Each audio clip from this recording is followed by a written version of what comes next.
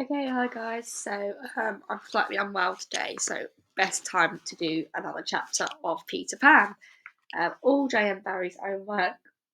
I'm just reading with pleasure. So this is chapter 7, The Home Under the Ground. It goes on for a little while, so we'll see how far we get just in case I run out of time again. So let's get going. One of the first things Peter did the next day was to measure Wendy and John and Michael for hollow trees. Hook, you remember, had sneered at the boys for thinking they needed a tree apiece, but this was ignorance, for unless your tree fitted you, it was difficult to go up and down, and no two of the boys were quite the same size. Once you fitted, you drew in your breath at the top, and down you went at exactly the right speed, while to ascend you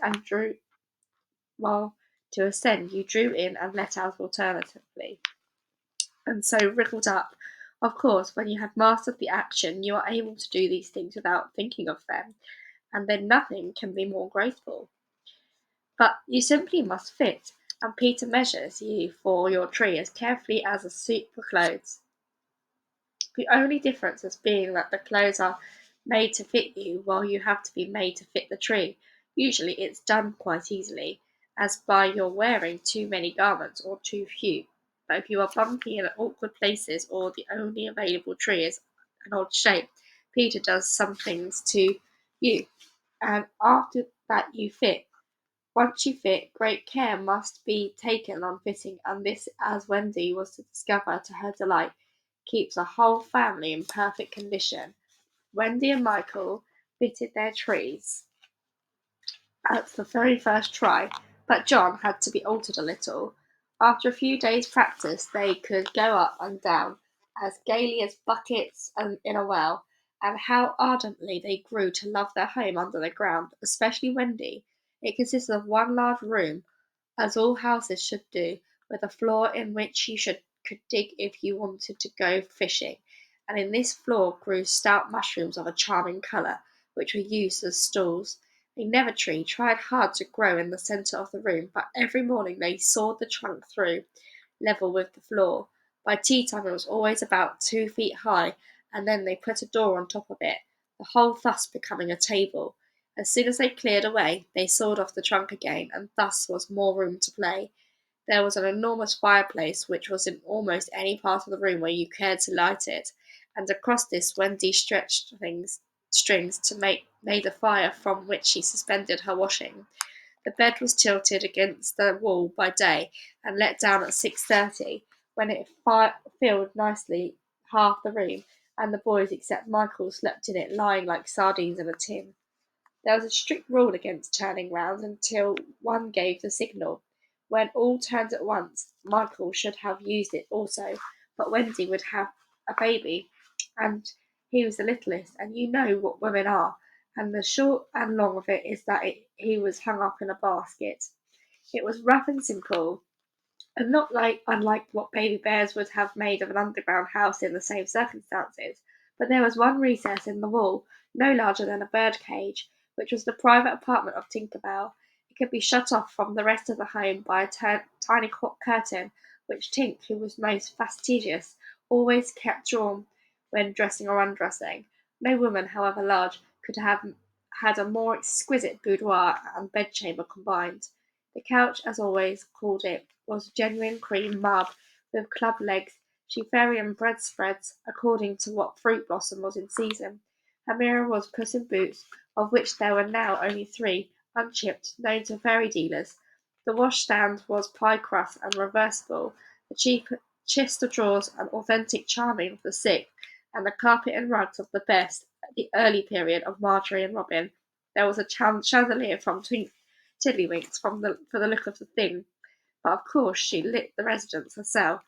Tink was very contemptuous of the rest of the house, as indeed was perhaps inevitable, and her chamber, though beautiful, looked rather conceited, having the appearance of the nose permanently turned up.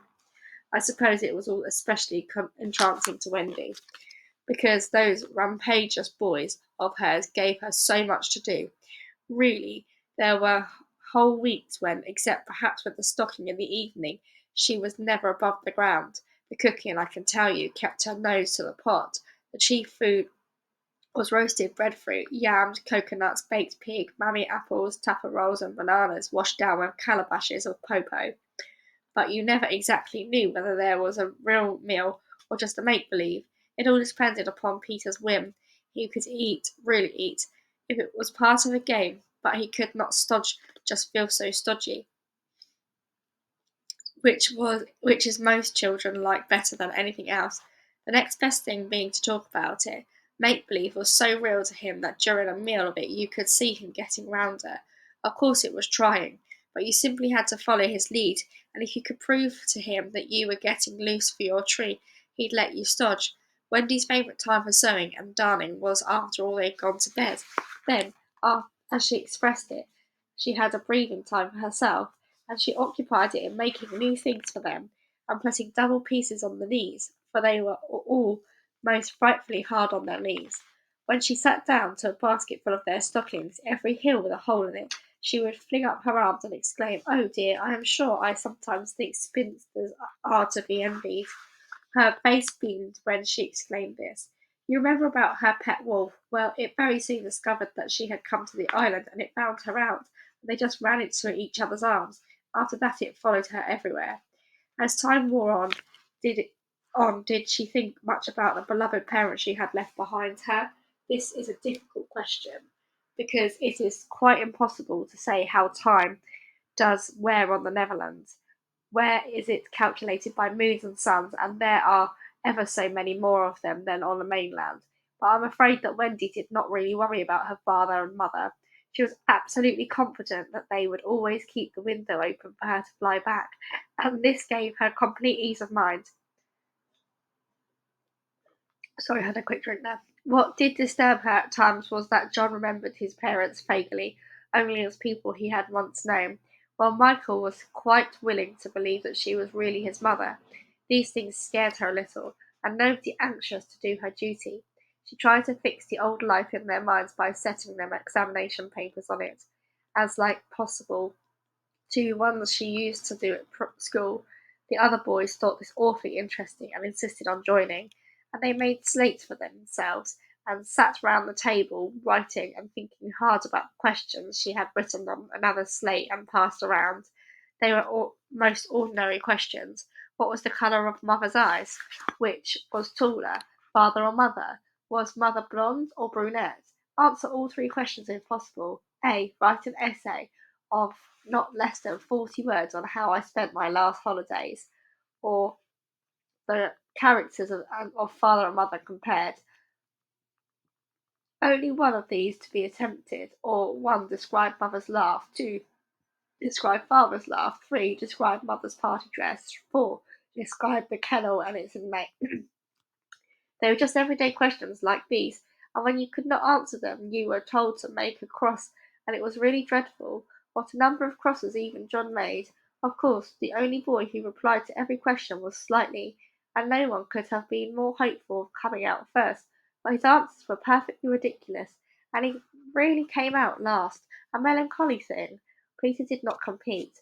For one thing, he despised all mothers except Wendy, and for another he was the only boy on the island who could not neither write nor spell, not the smallest word. He was above all that sort of thing. By the way, the questions were all written in the past tense. What was the colour of mother's eyes, and so on. Wendy, you see, has been forgetting too. Adventures, of course, as we shall see, were daily occurrence, but about this time Peter invented, with Wendy's help, a new game that fascinated him enormously, until he suddenly had no more interest in it, which, as you have been told, was what always happened with his games. It consisted in pretending not to have adventures, in doing the sort of thing John and Michael had been doing all their lives. Sitting on stools, flinging balls in the air, pushing each other, going out for walks, and coming back without having killed so much as a grizzly. To see Peter doing nothing on a stool was a great sight. He could not help looking solemn at such times. To sit still seemed to him such a comic thing to do. He boasted that he had gone for a walk for the good of his health. For several summers these were the most novel of all adventures to him, and John and Michael had pretended to be delighted also. otherwise he would have treated them severely. He often went out alone, and when he came back to were never absolutely certain whether he had an adventure or not. He might have forgotten it so completely that he had said nothing about it. And then, when you went out, you found the body. And so, on the other hand, he might say that a great deal about it, and yet you could not find the body. Sometimes he came home with his head bandaged, and then Wendy cooed over him and bathed it in lukewarm water, while he told a dazzling tale. But she was never quite sure, you know. There were, however, many adventures which she knew to be true because she was in them herself, and there were still more that were at least partly true, for the other boys were in them, and said they were wholly true. To describe them all would require a book as large as an Latin English dictionary, and the most we can do is give one a specimen of an average owl on the island. The difficulty is which one to choose. Should we take the brush with the redskins at the Slightly Gulch? It was the Sanguini affair, and especially interesting as showing one of Peter's peculiarities, which was that in the middle of the fight he would suddenly change sides. At the Gulch, when victory was still in the balance, sometimes leaning this way and sometimes that, he called out, "I'm Redskin today, what are you, Tootles?" And Tootles answered, "Redskin, what are you, Nibs?" And Nibs said, "Redskin, what are you, Twim?" And so on, and they were all Redskin, and of course this would have ended the fight had not real Redskins, fascinated by Peter's methods, agreed to be lost boys for that once. And so at it they all went again, more fiercely than ever. The extraordinary upshot of this adventure was, but we have not decided yet that this is the adventure we are to narrate. Perhaps a better one would be that the night of the attack by the Redskins on the house of the ground, when several of them stuck on hollow trees had to be pulled out like corks. Or we might tell how Peter saved Tiger Lily's life in the Mermaid's Lagoon, and so made her his ally. Or we could tell that Kate the pirates cooed so that the boys might eat it and perish, how they placed it in the cunning spot after another, but always Wendy snatched it from the hands of her children, so that in time its lost succulence and became as so that it lost its succulence and became hard as stone and was used as a missile, and Hook fell over in it in the dark. Or suppose we tell the birds were Peter's friends, particularly of the Never bird that built in the tree overhanging the lagoon, and how the nest fell into the water, and still the bird sat on her eggs, and Peter gave orders that she was not to be disturbed. This is a pretty story, and the end shows how grateful a bird can be. But if we tell it, we must also tell the whole adventure of the lagoon, which would, of course, be telling to two adventures rather than just one. A shorter adventure, and quite as exciting, was Tinker Bell's attempt, with the help of some fairies, to have the sleeping Wendy conveyed on a great floating leaf to the mainland. Fortunately, the leaf gave way, and Wendy woke, thinking it was bath time, and swam back. Or again, we might choose Peter's defiance of lions, when he drew a circle round him on the ground with an arrow, and defied them to cross it, and though he waited for hours with the other boys and Wendy looking on breathlessly from trees, not one of them had dared to accept his challenge. Which of these adventures shall we choose? The best way would be to toss for it. I have tossed, and the lagoon has won. This almost makes one wish that the gulch or cake or Tink's leaf had won. Of course I could do it again, and make it best out of three. However, perhaps fairest to stick to the lagoon. And that is the end of chapter 7. Thank you very much. Sorry about my croaky voice today, but I hope you are enjoying Peter Pan. It's very different to the film, but I'm really enjoying it at the moment. So I hope you are too. Thank you again for listening, guys. Until the next time, goodbye.